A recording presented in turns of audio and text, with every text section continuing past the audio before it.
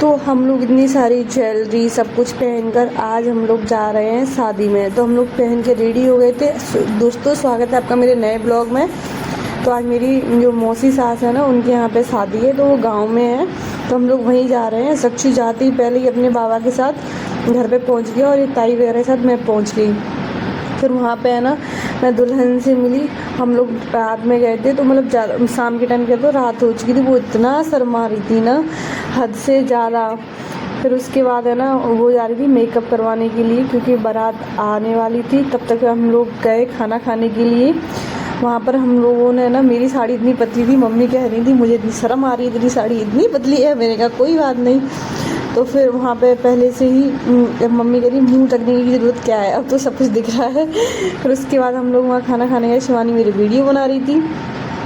फिर सब लोग, पहले तो सब लोग खा रहे थे, वो आ गए। फिर हम लोग खाना खा के आ गए। हम लोग आराम कर रहे थे, क्योंकि बारात आने के बाद पूरी रात फिर हमें, मतलब शादी में तो पूरा दिन रात ही हो जाता है, तो हम लोग आराम कर रहे थे। इतने में बारात आ गई।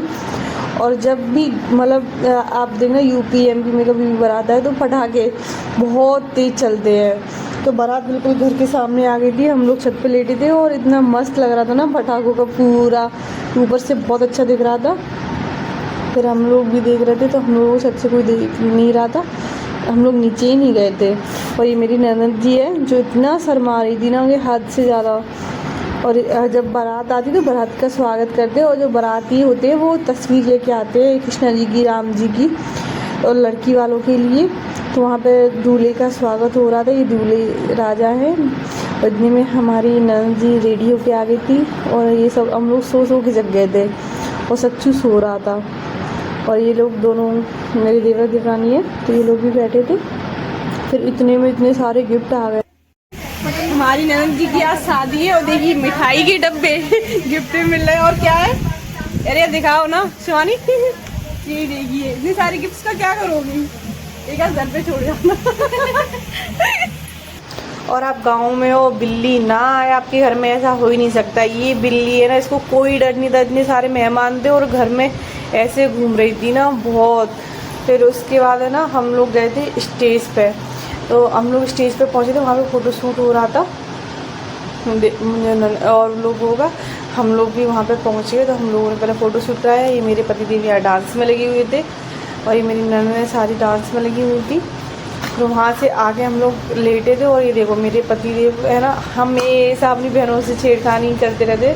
और सुबह होते ही देखो ये मेरे बच्चे को, वो भी कम शैतान नहीं है, सभी से होली खेल रहा है। फिर उसके बाद मामा जी आए। मामा जी की एक रस्म होती है, तो वो रस्म हो रही थी। यहाँ पे मामा जी कंगन बांधते हैं लड़की को, और सब लोग नाश्ता कर रहे थे, चाय पी रहे थे, रसगुल्ले वगैरह।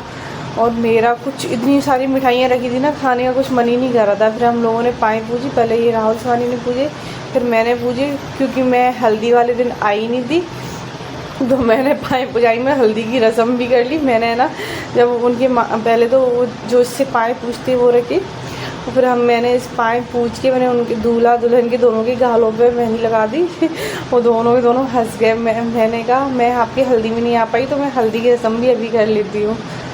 फिर उसके बाद है ना, हम लोगों ने सुबह का नाश्ता किया। और मुझे हर बार पाएँ पूछती हूँ, हर बार मुझे पूछना पड़ता है, हर बार मैं भूल जाती हूँ। तो साथ ही बार ये रस्में बड़ी अच्छी लगती है। फिर उसके बाद विदाई से पहले ही इतनी ज़्यादा गर्मी थी, तो फिर मम्मी ने कहा तुम लोग जाओ घर पे आराम करना। तो वो देखो प्यार देख के मैं तो इतना ही कहूँगी, आज के लिए इतना ही। मिलते फिर नए ब्लॉग में।